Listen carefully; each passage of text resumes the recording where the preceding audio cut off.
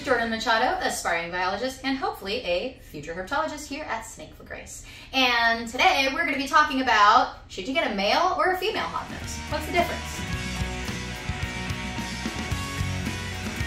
Alright, so over here I actually have two proven adults. The small one, this is Lightning, you might have seen him in our earlier videos a few years ago, and this is Viper, and she is a big girl, mama, yes you are, oh so angry. Attitude, funny enough, not something that is male or female specific.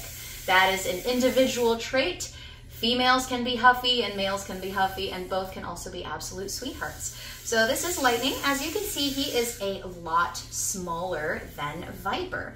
And that means he's gonna need a smaller enclosure as an adult, and he's gonna be eating smaller meals. So overall, it's a little easier and more affordable to house a male throughout his life than it would be a female. So if space or food is kind of an important thing for you, definitely get a male because they're going to stay nice and small. Now, some males do get a little bit bigger, but essentially your biggest male might be about as big as your smallest female. And both of these are proven. That just means that they have had babies successfully. And we actually have some of their babies in very special homes. Now, here's Viper stretched out.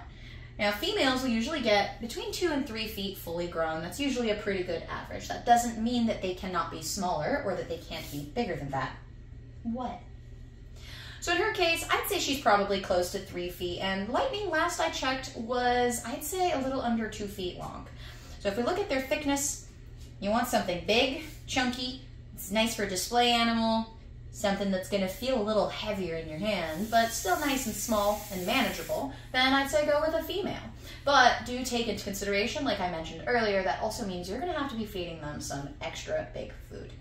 Now, something else that I have noticed in particular when it comes to males and females is that females, because they get bigger, will go through more growth spurts. So that just means you need to always make sure you're feeding them the right sized meal because they can occasionally be a little mouthy if they're feeling particularly hungry. Whereas the males are a lot more likely to kind of be more in tune with nature. So when winter time comes around, or if there's a storm outside, they might start thinking about the ladies as adults. That doesn't mean that females don't also think about the boys during those times. That just means that sometimes they just want to chill, kind of go on a nice little fast. It's nothing to worry about as long as they're not losing weight. They are nice and healthy.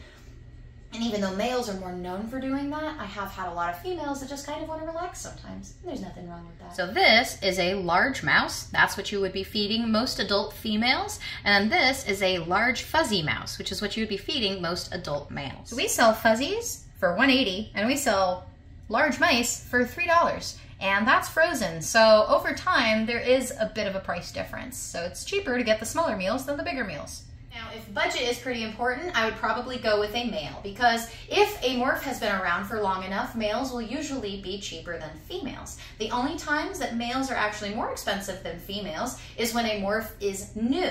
The main reason being you can pair those males to multiple females and kind of get those genes out a lot faster, especially since a male matures faster than a female. So let's say there's a cool new morph that just got discovered and nobody has it. Well, you want to get a male so that you can start making more of those faster. Whereas if you got a female, for you to even continue that new morph generation, you're gonna have to wait until it becomes an adult, and that's gonna take a lot longer.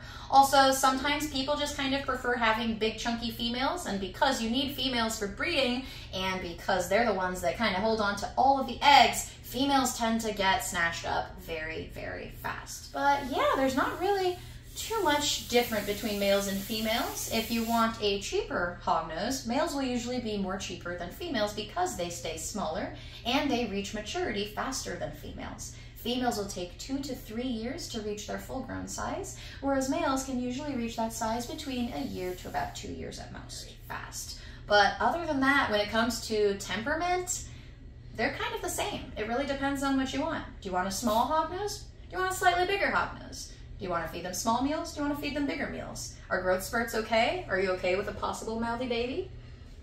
Depends. What might be right for you might not be right for everybody else. So just definitely be sure to do your research, see what's important to you, and hey, keep it snakeful.